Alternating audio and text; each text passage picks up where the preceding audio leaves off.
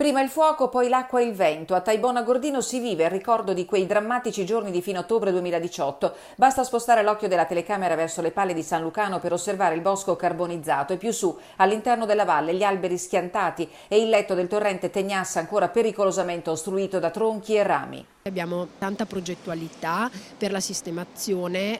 Ovviamente nel primo anno di commissariamento e di ordinanza parziale, nel senso che si comincia, tanto altro andrà fatto i prossimi anni. Sono 8 i progetti che saranno contrattualizzati a fine mese, dedicati in parte alla mitigazione del rischio idrogeologico e in parte alla sistemazione dei 90 km di viabilità silvopastorale. La preoccupazione maggiore è tuttavia rivolta alla rete idraulica. Un rischio grandissimo, anzi si è detto più volte che la condizione in cui è stato lasciato il territorio da Vaia è una condizione tale per cui nel futuro eventi inferiori come potenza Vaia possono produrre effetti più dannosi di Vaia stesso. Per il torrente Tegnassa la competenza dei servizi forestali, la cui progettazione partirà il prossimo anno per la parte più interna alla valle di San Lucano, ma ci vorranno altre risorse per la sistemazione di tutto il letto che è stato liberato solo in prossimità del paese.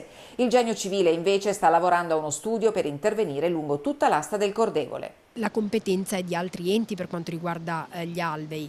È evidente che ci deve essere un rapporto con il comune perché è il comune che sta qui e vede quello che c'è e sente anche, insomma, le preoccupazioni dei cittadini. Io spero che tutti gli enti superiori continuino a starci vicini come hanno fatto e come stanno facendo, perché da soli non potremmo riuscire a fare nulla.